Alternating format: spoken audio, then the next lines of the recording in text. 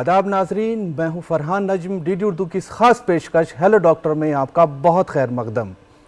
आदाब नाजरीन, मैं हूं रतिका मेहरा और डीडी उर्दू के इस खास प्रोग्राम हेलो डॉक्टर में हम आपका इस्तकबाल करते हैं। हेलो डॉक्टर में हम आपको बताते हैं आपकी सेहतमंद ज़िंदगी का राज, ताकि आप बदल सकें अपने जीने का अंदाज़। एक अच्छी सेहत को पाने के लिए हम क्या कुछ नहीं करते। हम अच्छे खान पान की कोशिश करते हैं, वर्जिश करते हैं, पर क्या हम ये जानते हैं कि ये जो हमारी कोशिश है ये सही, उसका सही तरीका क्या है? अगर हम बात करें कि आज हर एक फैमिली में किसी न किसी एक मेंबर को डायबिटीज़ है, तो ये कहना कहीं गलत नहीं होगा। और अगर जो भी डायबिटिक पेशेंट होता है वो ये समझ लेता है कि अब तो ताउम्र ये बीमारी उसके साथ ही रहेगी, तो पर कहते हैं ना कि जो ज़िंदगी जीने का हमारा जो नज़रिया है, अगर वो पॉजिटिव होता है तो हम किसी भी बीमारी से आसानी से लड़ सकते हैं।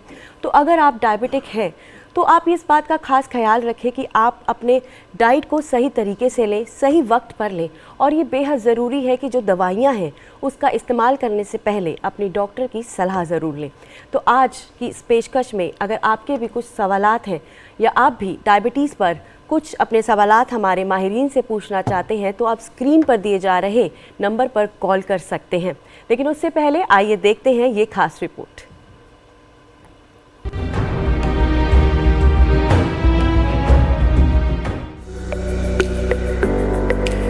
नाजरीन, हमने गुज़श्ता कुछ बरसों में बर्क रफ्तारी से हर शोबा हयात में खातिर खा तरक्की की है और आसाइश का हर सामान आज दस्तयाब है। लेकिन इसका एक पहलू ये भी है कि जिंदगी में बहुत कुछ हासिल करने की दौड़ में हम ज़हनी तनाव और हाई ब्लड प्रेशर का शिकार हो जाते हैं और इसके नतीजे में शुगर यानी डायबिटीज का खतरा भी लाहिक हो जाता है। शुगर ताहयात रहने वाली ऐसी तिब्बी हालत है जो हर साल लाखों अफराद को हलाक करती है और ये किसी को भी लाहिक हो सकती है। जब हम खाना खाते हैं तो हमारा जिस्म कार्बोहाइड्रेट्स को ग्लूकोज में तब्दील कर देता है, जिसके बाद पैंक्रियाज में पैदा होने वाला हार्मोन इंसुलिन हमारे जिस्म के सेल्स को हिदायत देता है कि वो तवानाई के हुसूल के लिए इस शुगर को जज्ब करें। डायबिटीज तब लाहिक होती है जब इंसुलिन मुनासिब मिक़दार में पैदा नहीं होती या काम नहीं करती। इसकी वजह से शुगर हमारे खून में जमना शुरू हो जाती है। टाइप 1 डायबिटीज में पैंक्रियाज इंसुलिन बनाना बंद कर देता है, जिसकी वजह से शक्कर खून के बहाव में जमा होना शुरू हो जाती है। टाइप 2 डायबिटीज में पैंक्रियाज या तो जरूरत के मुताबिक इंसुलिन नहीं बनाता या जो बनाता है वो ठीक तरीके से काम नहीं करती। 40 साल से ज्यादा उम्र के अफराद में टाइप 2 डायबिटीज का खतरा ज्यादा होता है। आलमी इदारा सेहत WHO के मुताबिक 1980 में डायबिटीज के शिकार अफराद की तादाद 10 करोड़ 80 लाख थी, जो 2014 में बढ़कर 42 करोड़ 22 लाख हो गई। बहुत ज्यादा प्यास लगना, मामूल से ज्यादा पेशाब आना, खास तौर से रात के वक्त, थकावट महसूस करना, वजन का कम होना, धुंधली नजर, जख्मों का न भरना, ये सभी डायबिटीज की अलामात हैं। अगर कुनबे में किसी को शुगर है तो और लोगों को होने का भी खतरा बना रहता है। डायबिटीज का ज्यादातर इन्हिसार जीनियाती और माहौलियाती अवामिल पर होता है, लेकिन सेहतमंद ग़िज़ा और चुस्त तर्ज जिंदगी से खून में शुगर को मुनासिब मिक़दार पर रखा जा सकता है। सेहतमंद ग़िज़ाओं में सब्जियां, फल, बीज, अनाज शामिल हैं। जिस्मानी वर्जिश भी खून में शुगर के तनासुब को कम करने में मदद देती है। जिस्म का सेहतमंद हद तक वजन शुगर लेवल को कम रखने में मदद देता है। डायबिटीज दौरे जदीद में तेजी से बढ़ती हुई बीमारी है और इसके तई बेदारी की अब भी जरूरत है। इसीलिए हर बरस 14 नवंबर को डायबिटीज का आलमी दिन मनाया जाता है और इस मर्ज के बारे में लोगों में आगाही पैदा की जाती है ताकि वो इस मोहलिक बीमारी से खुद को महफूज रख सकें और एक सेहतमंद जिंदगी गुजार सकें।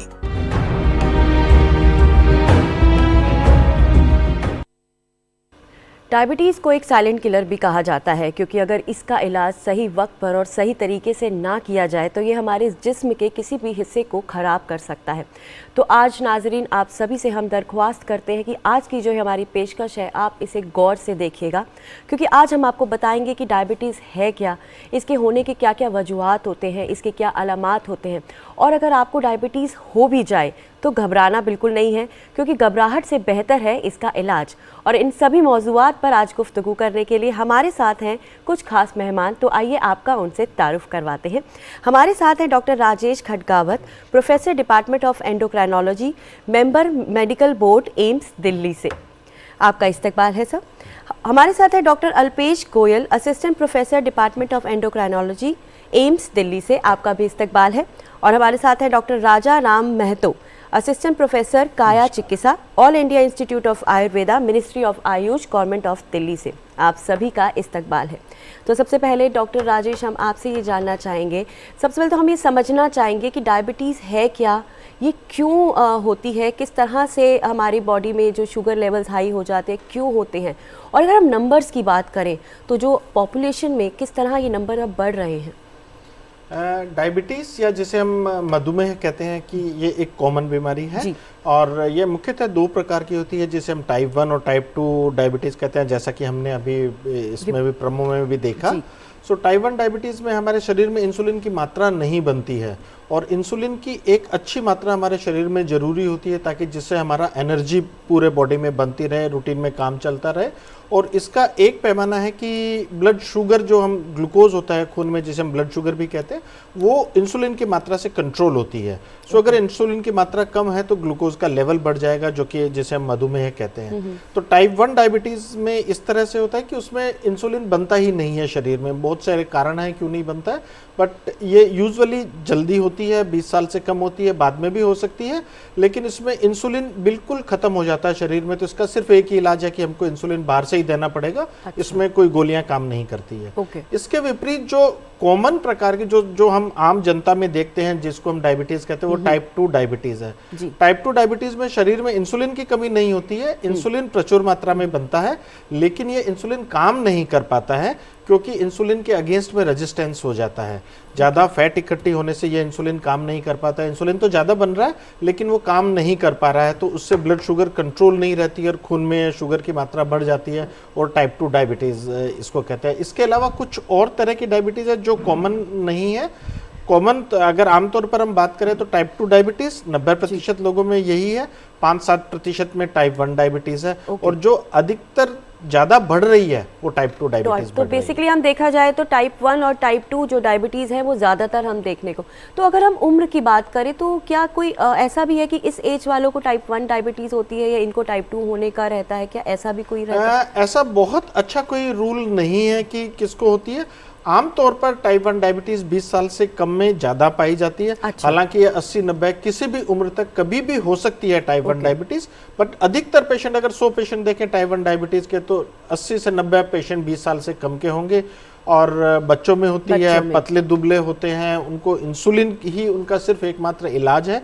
इसके विपरीत टाइप 2 डायबिटीज है जो किसी भी एज पे हो सकती है। पहले मानते थे कि 20 साल के बाद होती है, अभी भी 20 साल के बाद, अधिकतर केसेस 20 साल के बाद ही है, लेकिन अब ये देखने में आया है कि जैसे हमारे बच्चों में मोटापा बढ़ रहा है तो उसकी वजह से टाइप 2 डायबिटीज 20 साल से कम में भी होने लगी है। डॉक्टर साहब, यहाँ पर आपने 2 डायबिटीज़ की बात की, टाइप 1 डायबिटीज़ और टाइप 2 डायबिटीज़। तो यहाँ मैं दरअसल दर्शकों के लिए पूछना चाहूँगा, कौन सी डायबिटीज़ ज़्यादा खतरनाक है हमारे समाज में? दोनों डायबिटीज़ बराबर हैं, खतरनाक है, क्योंकि अगर हम शुगर कंट्रोल नहीं रखते हैं तो दोनों से एक प्रकार का नुकसान है। टाइप 1 डायबिटीज ज्यादा खतरनाक इसलिए है कि अगर हमने उसमें उसका इलाज सिर्फ इंसुलिन बनी ही नहीं रही है, तो जीरो इंसुलिन, तो इंसुलिन बाहर से ही देना पड़ेगा। सो हम अगर उसमें इंसुलिन नहीं देते हैं किसी कारणवश से या बंद कर देते हैं तो उसमें तुरंत जान का खतरा हो जाता है। डायबिटिक कीटोएसिडोसिस हो जाता है, बॉडी में कीटोन बनने लग जाती है जिससे बेहोशी आ सकती है। सो वो उसको हम ज़्यादा खतरनाक मानते हैं, लेकिन कॉम्प्लिकेशन के हिसाब से कि जो लंबे टाइम से बॉडी के बाकी अंगों पे असर होता है, सो उसमें टाइप 1 टाइप 2 डायबिटीज में दोनों में बराबर है। तो कुल मिला के दोनों ही डायबिटीज बहुत खतरनाक है, हमें दोनों डायबिटीज का खास ख्याल रखना चाहिए। बिल्कुल। डॉक्टर अल्पेश, आप यहाँ पर बैठे हैं और बहुत अच्छे एक्सपर्ट हैं आप एम्स में। मैं पूछना चाहूँगा आपसे, जैसे किसी को डायबिटीज हो जाती है उसके बाद उसके शरीर में तरह तरह की मतलब इस तरह के सिम्टम्स आने लगते हैं, आप उसे एक एक्सपर्ट होने के नाते कैसे बताना चाहेंगे अपने लफ्जों में, आसान शब्दों में, ताकि देखने वाले इस प्रोग्राम को उसे समझ सके? बिल्कुल। तो पहली तो चीज़ ये है कि डायबिटीज़ के ज़रूरी नहीं है कि सिम्टम्स आएँ। बिल्कुल बिना सिम्टम्स के भी डायबिटीज़ प्रेजेंट कर सकती है। जी जी। इसीलिए हमारा ये रहता है कि 30 से 35 साल की उम्र के ऊपर के लोगों में, स्पेशली जिनमें परिवार में भी हिस्ट्री है डायबिटीज़ की, उनमें हम चाहेंगे कि हम डायबिटीज़ की स्क्रीनिंग टेस्ट कर लेते हैं। और अच्छा। उसमें हम कहते हैं कि अगर खाली पेट की शुगर 126 या उससे ज़्यादा है, या ग्लूकोज के बाद की शुगर 200 या 200 से ज़्यादा है, या 3 महीने की जो औसत शुगर है HbA1c टेस्ट जो हम कहते हैं वो 6.5% या उससे ज़्यादा है, तो वो भी डायबिटीज़ की डायग्नोसिस के लिए कारक है। सिम्टम्स की आपने बात की, तो क्या लक्षण आएंगे, तो लक्षण अलग अलग तरीके के हो सकते हैं, डिपेंड करता है किस स्टेज पे आप पेशेंट को देख रहे हैं। तो उनमें कुछ मेजर सिम्टम्स हो गए, प्यास ज़्यादा लगना, भूख ज़्यादा लगना, पेशाब के लिए बार बार उठना, स्पेशली नाइट टाइम में रात में पेशाब के लिए उठना, शरीर में इन्फेक्शन हो जाना, इन्फेक्शन टाइम से नहीं हील होना, बार बार चश्मे का नंबर चेंज होना, प्राइवेट पार्ट पे इन्फेक्शन होना, तो ये सारे सिम्टम्स हैं जिसके साथ हम डायबिटीज़ के मरीज़ों को देख सकते हैं। डॉक्टर अल्पेश ने बहुत ही अच्छी बात बताई कि सिम्टम पर ना जाएं बल्कि अपनी स्क्रीनिंग कराएं। अगर आपकी परिवार में किसी को शुगर है, किसी को दिक्कत है, तो अपनी स्क्रीनिंग कराएं। बहुत ही अच्छे से आपने बताया। बिल्कुल। सो डॉक्टर राजाराम, हम आपके पास आना चाहेंगे, और आप आयुर्वेद ट्रीटमेंट करते हैं, तो सबसे पहले तो एक आयुर्वेद का नज़रिया जानना चाहेंगे हम डायबिटीज़ पे, और दूसरा आपका डायबिटीज़ की ट्रीटमेंट को लेकर, या जब भी कोई डायबिटिक पेशेंट आपके पास आता है तो किस तरह से शुरुआत करते हैं आप उसकी ट्रीटमेंट का, या कॉजेज़ पहले देखते हैं? आपने डायबिटीज़ के बारे में आयुर्वेद का नज़रिया पूछा, तो आयुर्वेद में डायबिटीज़ को प्रमेय रोग के अंतर्गत रखा गया है। प्रमेय में उनके 20 प्रकार के प्रमेय बताए गए हैं। उसमें सारे प्रमेय, कफज प्रमेय, पैथिक प्रमेय और वातिक प्रमेय, अल्टीमेटली कन्वर्ट होकर मधुमेह में कन्वर्ट होते हैं। और आज जैसे डॉक्टर साहब ने कहा कि डायबिटीज़ मीन्स मधुमेह, जब यूरिन में और ब्लड में शुगर लेवल बढ़ने लगता है और वो हमें दिखने लगता है, तब हम लोग उसको मधुमेह शब्द से यूज करते हैं। तभी हम लोग के पास जो पेशेंट आते हैं वो कभी कभी कुछ सिम्टम्स लेके आते हैं, कभी बिल्कुल बिना सिम्टम्स के आ जाते हैं। बहुत बार ऐसा होता है कि पेशेंट आता है, बोलता है मुझे बॉडी पेन हो रहा है, मुझे लेथार्जिक फील हो रहा है, मैं बैठे रहता हूँ तो मुझे लगता है कि मैं सो जाऊँ, मैं कुछ काम करने की इच्छा नहीं होती है, प्यास बहुत लगती है, रात को मुझे कई बार बाथरूम के लिए उठना पड़ता है। इस तरह की शिकायत लेकर के आते हैं। तो अल्टीमेटली हम लोग उसको एक स्क्रीनिंग के रूप में कि चलिए इसको एक बार आप ब्लड शुगर का टेस्ट करा लेते हैं। जब हम लोग देखते हैं कि ब्लड शुगर लेवल एक रेंज से ऊपर आने लगता है, फास्टिंग ब्लड शुगर लेवल जैसे डॉक्टर साहब ने बताया कि 110 तक होना चाहिए, अगर उससे आ रहा है ज़्यादा और पीपीवीएस 140 से ज़्यादा आ रहा है, तो हम लोग कहते हैं कि नहीं, आपका शुगर लेवल बढ़ा हुआ है, आपको इससे बड़े टेस्ट में जाना चाहिए। फिर हम लोग HbA1c के लिए कहते हैं। HbA1c जब 6.5 से ऊपर आता है तो हम लोग मान के चलते हैं कि कंफर्म डायबिटीज़ है। अगर इतना में भी कभी कभी मिस हो जाता है, कोई डायग्नोस्टिक टेस्ट में रॉन्ग डायग्नोस्ट हो जाता है, जो भी देते हैं रिपोर्ट वो गलत लगता है हमें, तो हम रिपीट कराते हैं। जैसे एक बार में फर्स्ट टाइम डायग्नोस्ट है और उसको 200 के आसपास ब्लड शुगर है, तो हम लोग सेकंड टाइम फिर कराते हैं। अगर दूसरे बार में भी RBS या PPBS 200 से ज़्यादा होता है तो हम लोग डायग्नोस्ट करते हैं कि नहीं, इनको डायबिटीज़ है। ओके, यहीं पर एक कॉलर हमारे साथ जुड़ना चाहते हैं। हेलो। हाँ, good evening madam. Good evening sir, आपका इस्तकबाल है हमारे प्रोग्राम में। आप अपना नाम बताइए। मैं डॉक्टर प्रदीप साहू बोल रहा हूँ भोपाल से। जी डॉक्टर प्रदीप। मैं डायबिटीज से रिलेटेड प्रश्न पूछना चाहता हूँ अलग अलग। जी, मैं ये पूछना चाहता हूँ कि यदि किसी व्यक्ति का फास्टिंग शुगर जो है कई बार करवाने पर नॉर्मल आता है, तो उसको खाने के बाद की शुगर टेस्ट करवाना जरूरी है क्या?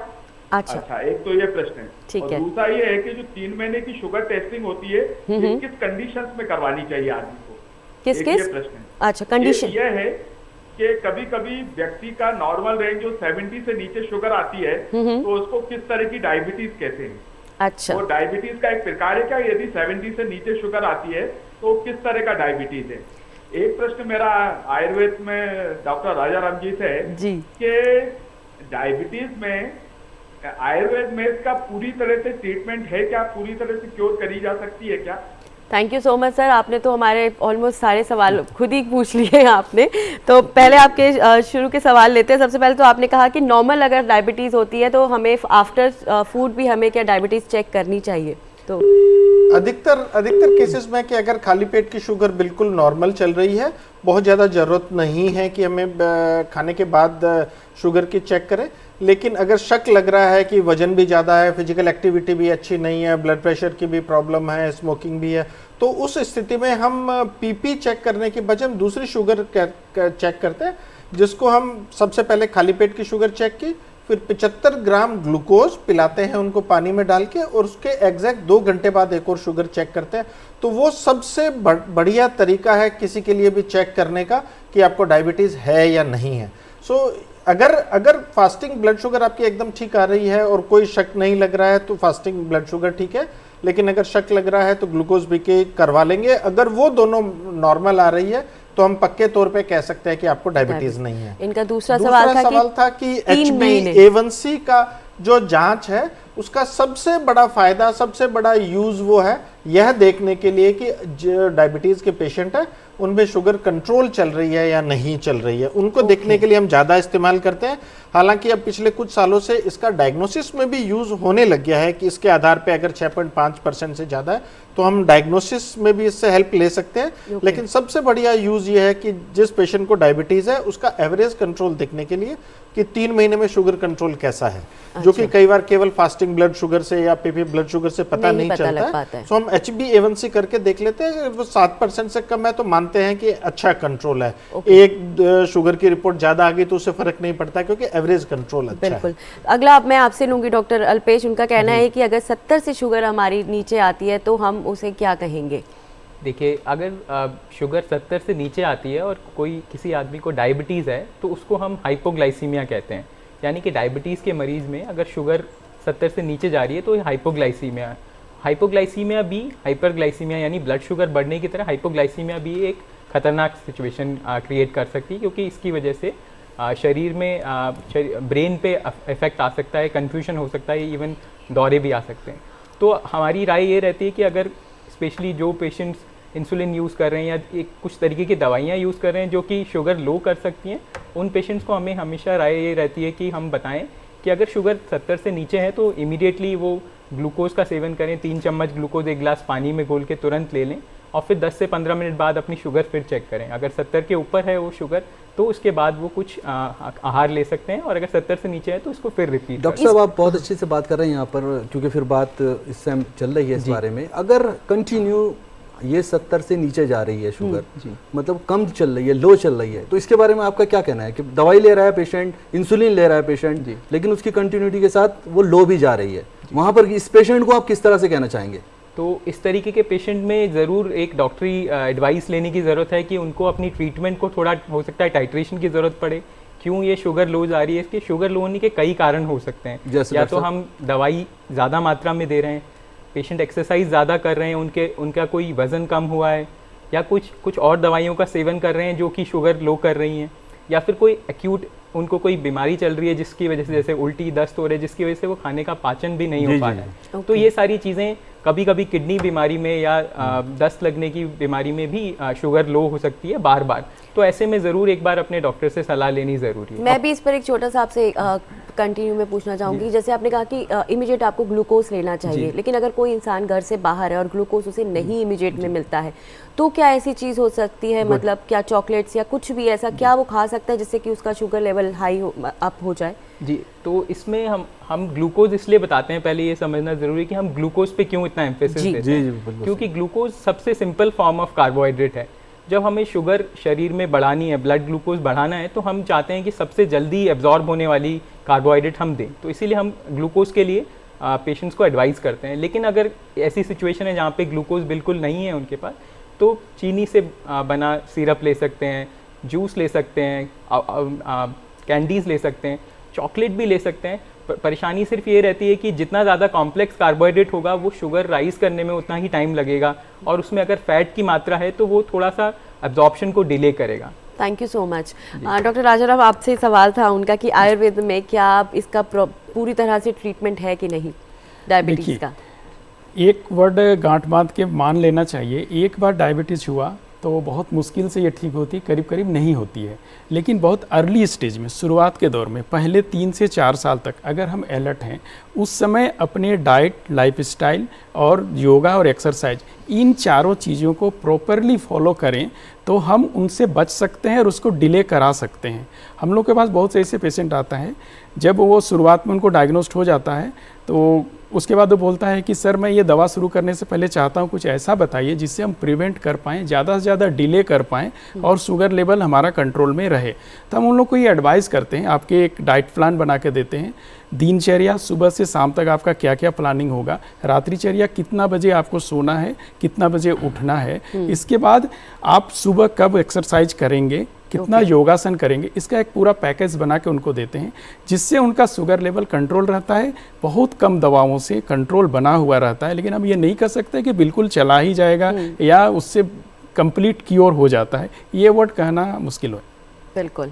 डॉक्टर साहब, डॉक्टर राजेश, एक वक्त था जब शुगर किसी को डायग्नोज होती थी, एक समय था बहुत पहले, तो लोग कहते थे कि इसकी तो लाइफ ख़त्म हो गई है, अब इसकी ज़िंदगी में कुछ बचा नहीं है, और उसके पीछे बातें करते थे कि अब तो ये कुछ दिन का मेहमान, इस तरह की भी बातें होती थी। लेकिन अब बहुत सारी नई नई रिसर्च आ रही हैं, आप भी नए नए सवाल आपसे लोग करते होंगे आकर, तो इसके बारे में आप किस तरह से अपने शब्दों में, अपने लफ्ज़ों में कहना चाहेंगे? बिल्कुल, जो आप कह रहे हैं बिल्कुल सही है। पहले माना जाता था कि डायबिटीज़ मतलब कॉम्प्लिकेशन, मतलब इनकी किडनी फेल होगी, इनको हार्ट की प्रॉब्लम होगी, लेकिन अब ये देखा गया कि अगर हम बहुत अच्छे तरीके से इलाज करते हैं, अगर हमारी शुगर कंट्रोल रखते हैं, तो किसी तरह के कोई कॉम्प्लिकेशन नहीं होते, हमें कोई रिस्क नहीं होता है। चाहे डायबिटीज़ 15 साल, 20 साल, 30 साल कितनी भी हो जाए, अगर हमारी शुगर कंट्रोल है और हम बाकी सब चीज़ों की सावधानी रख रहे हैं, ब्लड प्रेशर चल रहा है उसको भी हम कंट्रोल कर रहे हैं, कोलेस्ट्रॉल भी कंट्रोल कर रहे हैं, तो ये देखा गया है कि भारत से नहीं बाकी सब जगह से भी जितने भी ऐसे केसेस हैं अध्ययन हुए उनसे पता चला है कि किसी तरह का कोई कॉम्प्लिकेशन इससे नहीं होता है। सो हमें बिल्कुल भी डरने की जरूरत नहीं है। अगर डायबिटीज़ है और आप थोड़ा सा खाने में सावधानी बरत रहे हैं, अपना इलाज सही समय पे ले रहे हैं, फिजिकल एक्टिविटी कर रहे हैं, तो आप एक बिल्कुल नॉर्मल जिंदगी व्यतीत कर सकते हैं। डॉक्टर साहब ने बहुत अच्छे से बताया कि अगर आप कुछ बातों का खास ख्याल रख रहे हैं, जैसे कंट्रोल करने के लिए एक्सरसाइज कर रहे हैं, दवाई ले रहे हैं, अपनी फिजिकल एक्टिविटी को ढंग से कर रहे हैं, तो यकीनन आपकी शुगर कंट्रोल हो सकती है। बिल्कुल। डॉक्टर अल्पेश, जैसे कि अभी हमने बात की कि सर ने बताया कि शायद लंग्स या हार्ट बाकी हिस्सों पे भी हो सकता है, ये भी सुनने में आता है कि इसका असर पैरों के ऊपर भी, अगर आप डायबिटिक, आपको बहुत ज़्यादा डायबिटीज़ है तो उसका असर पैरों पे भी देखने को मिलता है, तो क्या प्रॉब्लम्स हो सकती हैं? तो जैसे कि डॉक्टर राजेश ने भी बताया, डायबिटीज़ की कॉम्प्लिकेशंस अगर हम देखें तो ये छोटी रक्त धमनियों को इफ़ेक्ट कर सकती है। तो 3 हम मेजर कॉम्प्लिकेशंस की बात करते हैं। एक होती है रेटिनोपैथी, यानी कि आँख के पर्दे पे असर, एक किडनी पे असर, और एक होता है न्यूरोपैथी, यानी कि नसों पे असर। अच्छा। डायबिटीज़ में लॉन्ग रन में अगर डायबिटीज़, स्पेशली अगर डायबिटीज़ अनकंट्रोल्ड है, तो ये पैरों की नसों को अफेक्ट कर सकती है, और जब नसों पे इफेक्ट आता है तो पैर में क्षमता नहीं रहती सेंसेशंस की, और सेंसेशंस नहीं रहती हैं तो पैर में घाव बनने की रिस्क बढ़ जाती है। तो इसीलिए डायबिटीज़ के मरीज़ों में बहुत ज़रूरी हो जाता है कि पैर की बहुत अच्छी देखभाल करें। तो इसमें हम ज़रूर हर डायबिटीज़ के मरीज़ को बताते हैं कि वो खुद भी अपने पैर का इंस्पेक्शन, यानी अपना इंस्पेक्शन करें, और अपने डॉक्टर से भी कम से कम 1 साल में एक बार ज़रूर अपने पैरों की देख रेख करवाएं।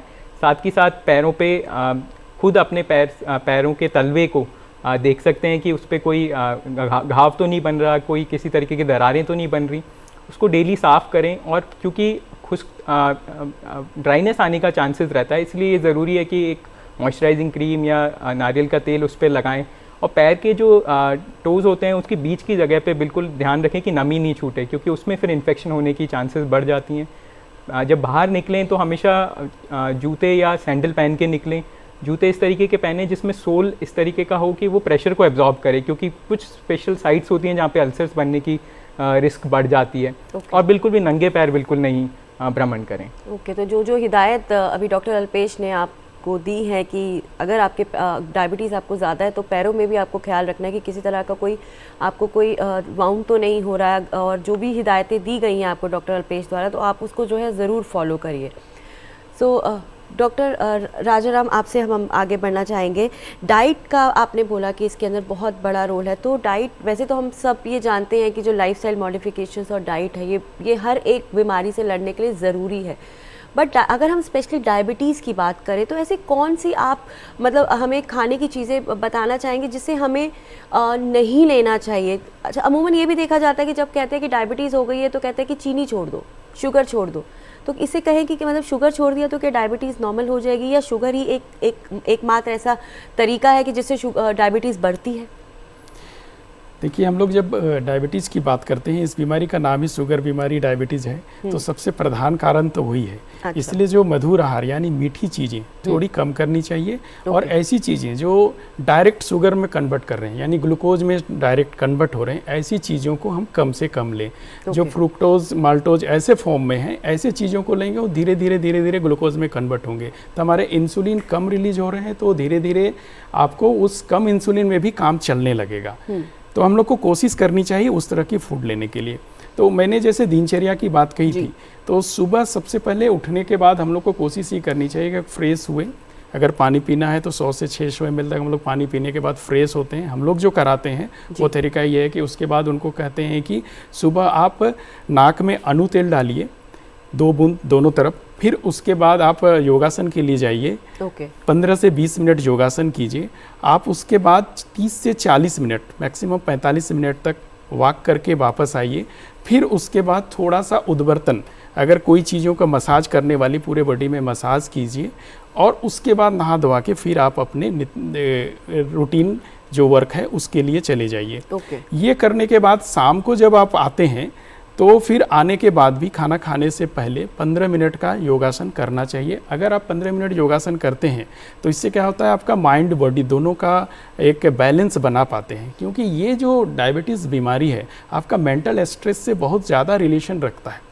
इसीलिए अगर आपका मेंटल स्ट्रेस कम होगा, तो हम लोग कहते हैं कि ये कफदोष की वृद्धि के कारण होता है, लेकिन अल्टीमेटली वातिक टाइप का है। तो वो स्ट्रेस जब लेते हैं तो पित्त दोष की वृद्धि होती है, जिसके कारण वो कन्वर्ट कराता है कफ को भी फिर वात में, तो अल्टीमेटली ये मधुमेह की ओर कन्वर्ट हो जाता है, तो शुगर लेवल बढ़ता है, तो उससे हम लोग बच सकते हैं। तो अगर हम डाइट प्लान में जैसे रागी हो गया, मड़ुआ हो गया, ज्वार, बाजरा, जौ, इस तरह की थोड़ी रुक्ष चीज़ों का प्रयोग करें तो ये मिठास को कम करती है, तो इससे हम शुगर लेवल को कंट्रोल कर सकते हैं। फलों में चूज करना चाहें तो कुछ एंटीऑक्सीडेंट से युक्त एप्पल, ऑरेंज, इस तरह की फलें, जामुन, इस तरह की फलों का यूज़ हम लोग ज़्यादा कराते हैं। अगर ड्राई फ्रूट मेवे की बात करें तो हम लोग बादाम ये ज़्यादा यूज़ कराते हैं पेशेंट को, क्योंकि प्रोटीन की ज़रूरत होती है। हम लोग के आयुर्वेद में भी इसको कहा जाता है कि बल मांस परीक्षायात मधुमेह, तो शरीर में ताकत और मसल्स का स्ट्रेंथ कम होने लगता है, तो हमें प्रोटीन तो चाहिए, आप जैसे भी लें। इसके अलावा हम लोग जो अभी रिसर्च कर रहे हैं उसमें ये कहते हैं कि आयुर्वेद डिपेंड करता है अग्नि पर ही, आपके डाइजेस्टिव पावर कितना है इस पर डिपेंड करता है। जो एलोपैथिक पॉइंट ऑफ व्यू से वो ऐड करना चाहूँगा कि हम ये नहीं कहते केवल मीठा आपको कम करना है या बंद करना है, हम कम करने पे कम जोर देते हैं, हम बंद करने पे ज़्यादा जोर देते हैं। और मीठे के साथ में हमें घी तेल को भी कंट्रोल करना है, तली हुई चीज़ को भी कंट्रोल करना है, जो कि एक मुख्य कारण है डायबिटीज़ का या इसमें शुगर कंट्रोल नहीं होने का। अगर हम मिठाई की बात करें तो शायद ही ऐसी कोई मिठाई होगी जिसमें घी तेल नहीं होगा, जिसके बनने में घी तेल का इस्तेमाल नहीं होगा। आप चीनी गुड़ की बात करें तो उसमें नहीं होता है, बाकी सारी मिठाई में घी तेल का इस्तेमाल होता है। सो हमें मिठाई से डबल नुकसान है, एक तरफ तो हमें शुगर भी मिल रही है, दूसरी तरफ हमें एक्स्ट्रा घी तेल मिल रहा है। और ये जो तेल है ये हमारे शरीर में फैट जो है वो जाके स्टोर होती है, इंसुलिन रेजिस्टेंस बढ़ाती है, जिसकी वजह से हमारे शुगर कंट्रोल नहीं होती है, डायबिटीज़ टाइप 2 डायबिटीज़ होती है। तो हमें खाने में इसमें साथ साथ घी तेल का प्रयोग भी जितना हम कम कर सके उतना कम करना है। स्पेशली जैसे सब्जी बनाने में हमारे जो तेल का प्रयोग होता है वो बहुत ज़्यादा होता है। रोटी का तेल हम कर लेते हैं, घी तेल कम कर लेते हैं, लेकिन सब्जी का कम नहीं करते। कचौड़ी, समोसा, पकौड़ी, भुजिया, परांठा, पूड़ी, अचार, ऐसी चीज़ों को हमें सर मैं आपको यहाँ पे रोकना चाहूँगी। आप बिल्कुल ठीक, बहुत ज़रूरी आप बात करें, पर एक कॉलर हमारे साथ जुड़ना चाहते हैं। हेलो हेलो, आप मुझे सुन पा रहे हैं? आपको मेरी आवाज आ रही है? डाइट की बात कर रहे हैं आप, यहाँ पर डाइट की आपने बात की, बहुत सही बात की है। Hello, can you hear me? जी जी, मैं आपको सुन पा रही हूँ। जी बताइए। या आई कैन हियर यू। जी, I am from Bangalore, Salim Pasha. जी, okay, you can ask your question sir. Continue please. My question is, if urination is quite often coming, okay, and there is no sign of diabetes, okay, what is this one medicine we have to take? Okay, okay. Okay, urination ज़्यादा है और Hello? Diabetes नहीं। Okay sir, तो आपका सवाल है कि urination बार बार हो रहा है लेकिन आपकी ब्लड शुगर नॉर्मल है, आपको डायबिटीज नहीं है। सो इसमें कुछ और कारण है, जैसे ये पेशाब में इन्फेक्शन है या जैसे आदमियों में प्रोस्टेट की problem. Sir do you have any another problem like prostate problem और any infection in the urine? हाँ, क्या आपके यूरिन में किसी तरह का कोई इन्फेक्शन है या कोई I am a regular jogger also. Okay, I used to. He is not listening us, I think. Hello, So No, common, nothing. I am a healthy person. Okay, okay. Only thing is urination is quite often coming. She is not listening. so the common So causes the are concerned like doctor, he is a specialist. जी जी He जी, can वो आपको सुन रहे हैं और अपना he can, आपको आपकी put some light on that. Sure sir, sure. so common causes for that are urinary infection or it may be prostate problem, or sometimes it's possible because if you are taking lot of water in the evening or night you may have frequent urination.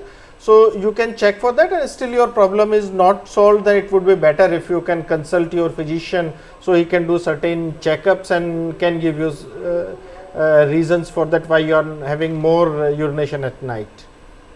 Sir यहाँ पर अभी sir, diet की बात कर रहे थे हम लोग, ओके जी, और डाइट की बात में बहुत सारी बातें डॉक्टर राजा राम मोहन राय ने बताई, हाँ जी। आपने बताई, और बहुत ज़रूरी है डायबिटीज़ को कंट्रोल करने के लिए। एक चीज़ और है ऐसी, जैसा रिसर्च में भी आया है और एक्सपर्ट बताते हैं, नींद की कितनी अहमियत है अपनी डायबिटीज़ को कंट्रोल करने में? बिल्कुल, नींद की बहुत बड़ी अहमियत है, और अगर नींद हमारी पूरे अच्छे तरीके से नहीं आती है, बार बार जगती रहती है, तो उससे ब्लड शुगर कंट्रोल पे बहुत ज़्यादा फर्क पड़ता है, क्योंकि अगर नींद नहीं है तो हमारा स्ट्रेस लेवल बढ़ता है।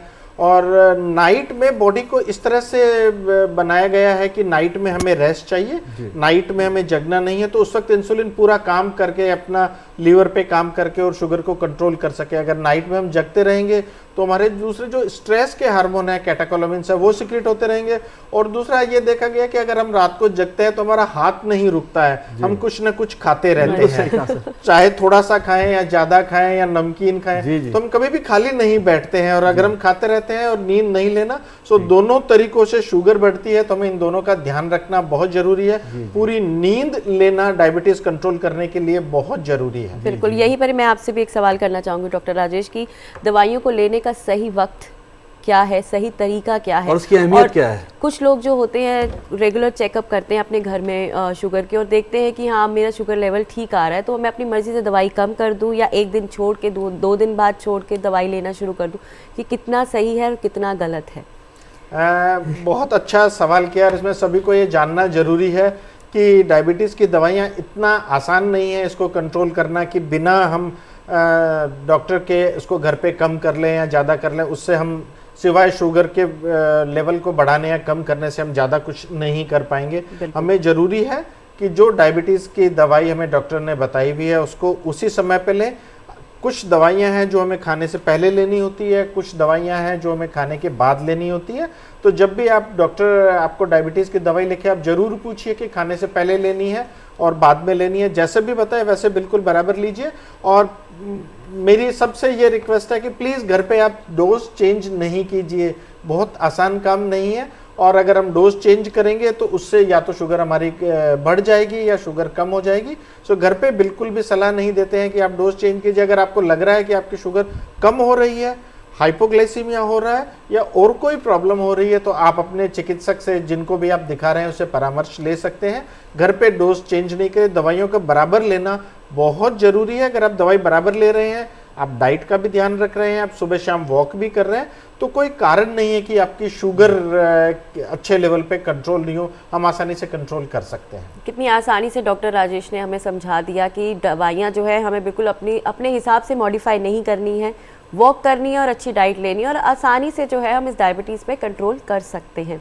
जी डॉक्टर अल्पेश से यहाँ मैं एक सवाल करना चाहूँगा, एक वही फिर हम बात करूँगा जो कि लोग करते हैं।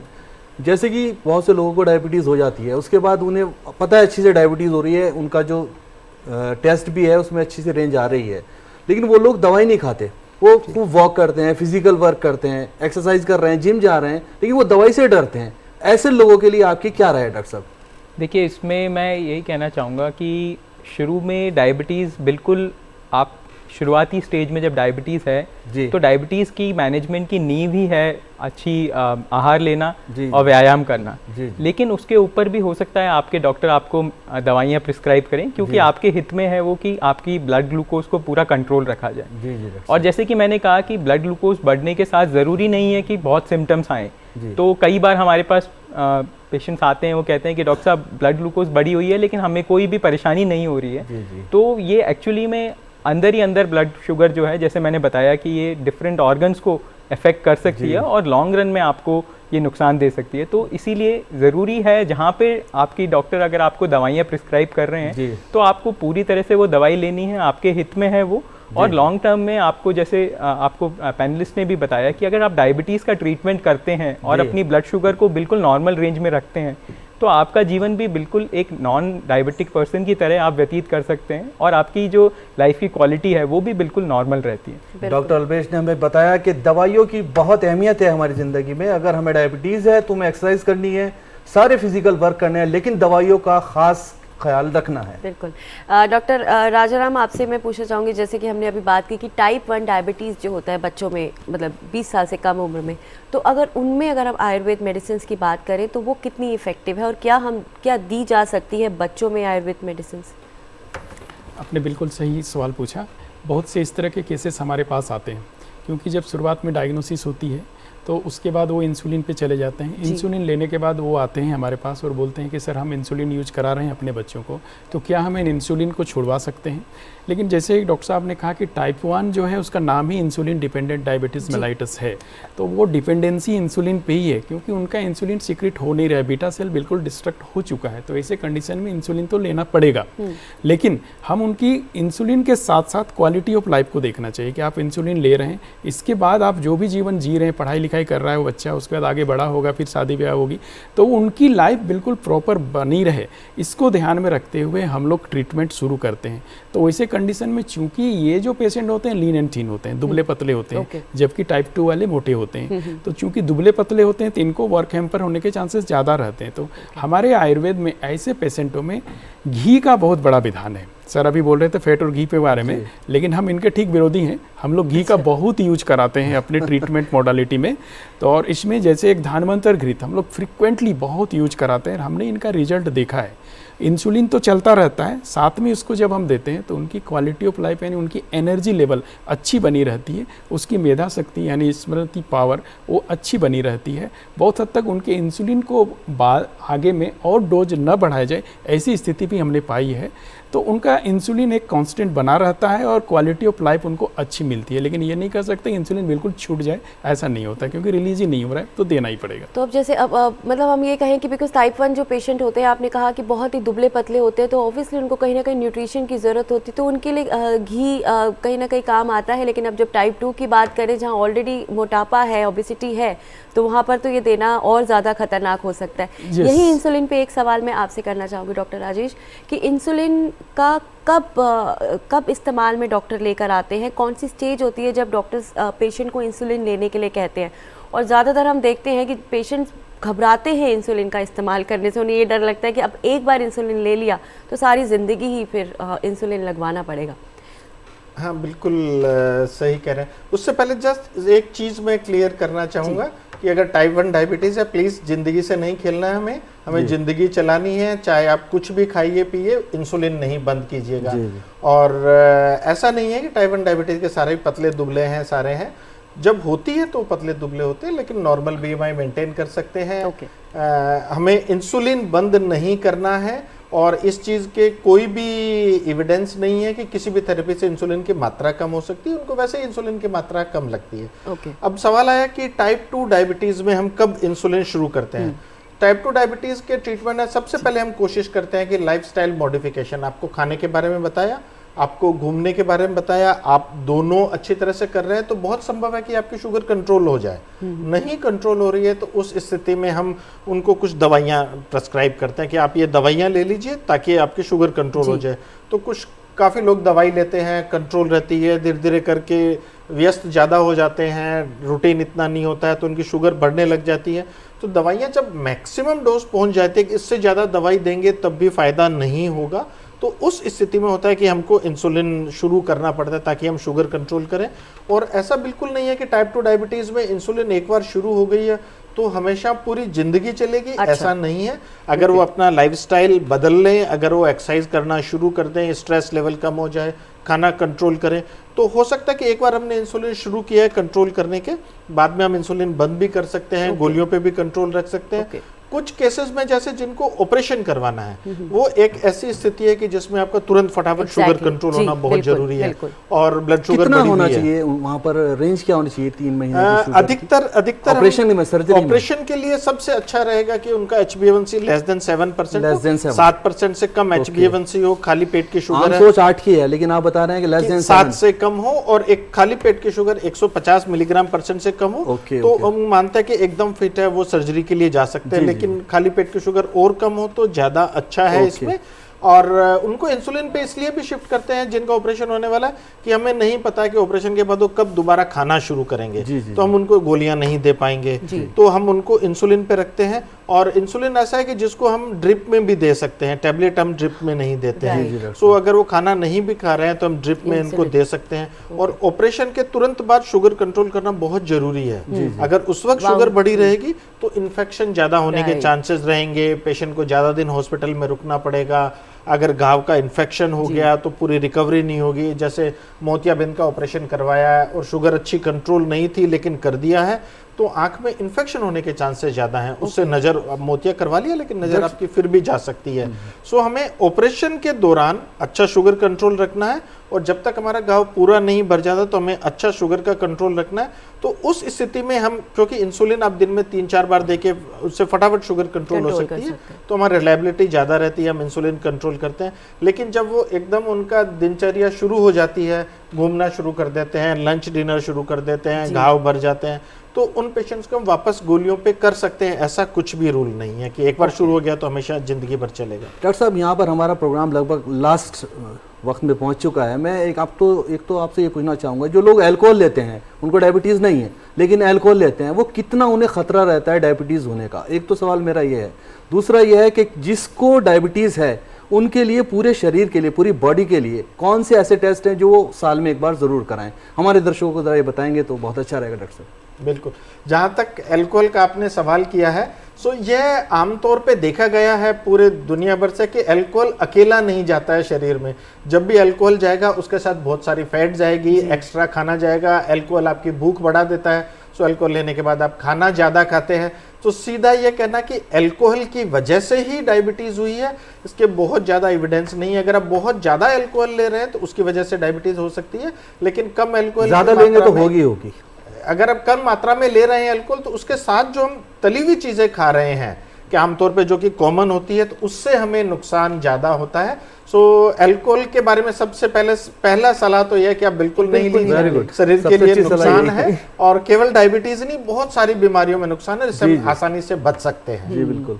और यही कि हम चाहेंगे कि आप हमारे व्यूअर्स को कोई एक मैसेज के जरिए कोई गाइडेंस दें अपनी, कि जिससे उन्हें रहे कि उनकी लाइफस्टाइल कैसे अच्छा हो, किस तरह से वो अपनी सुधार कर पाएँ अपने रोज़मर्रा की ज़िंदगी में। सबसे ज़रूरी है सुबह शाम पैदल चलना, वॉक करना, कोई भी एक्सरसाइज करना। आप योगा कर सकते हैं, किसी भी तरह की फिजिकल एक्टिविटी हमें ज़रूरी करनी है, जो कि हमारी आज पीछे छूटती जा रही है। और दूसरा, खाने में हमें ध्यान रखना है कि हेल्दी डाइट लेनी है, हेल्दी लाइफस्टाइल रखनी है, तली हुई चीज़ें नहीं खानी है, हमें हेल्दी चीज़ें खानी है और हमें रेगुलर फिजिकल एक्टिविटी करना है, तो हम इसको आसानी से कंट्रोल कर सकते हैं। डॉक्टर अल्पेश, आप कैसे कहना चाहेंगे? आपका कोई पैगाम ऐसा जिससे हमारे जो डायबिटीज़ के मरीज़ हैं या नहीं हैं उनको काफ़ी कुछ सीखने को मिले?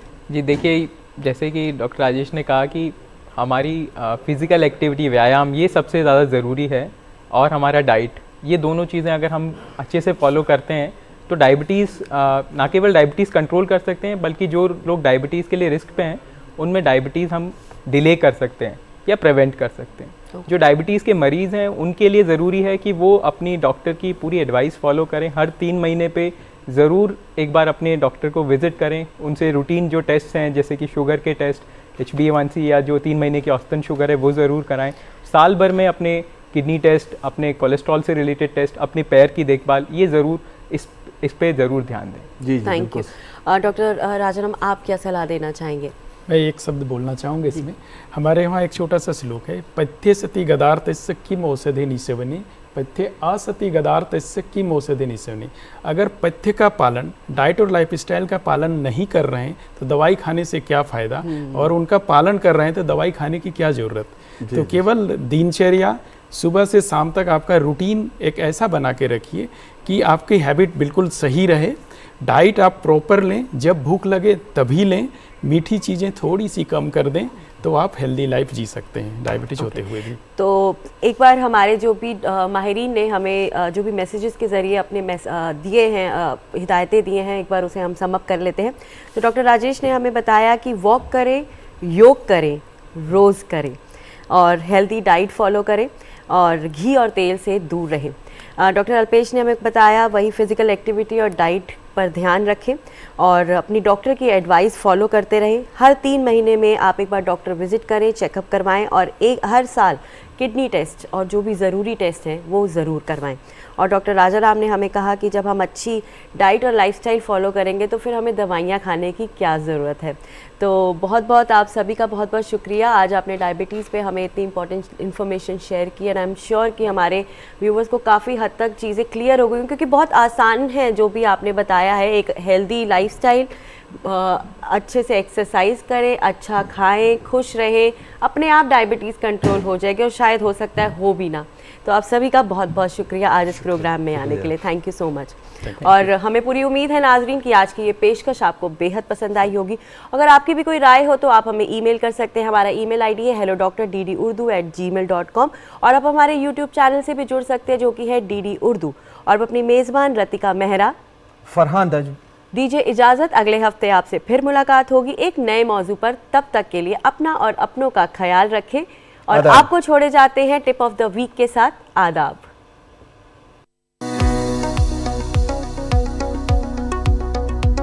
इंसुलिन के मुनासिब मिकदार में पैदा न होने या काम न करने से शुगर होती है। 40 से ज्यादा उम्र के अफराद में टाइप 2 डायबिटीज का खतरा ज्यादा होता है। बहुत ज्यादा प्यास लगना, रात के वक्त ज्यादा पेशाब आना, थकान होना और जख्मों का न भरना शुगर की अलामात हैं।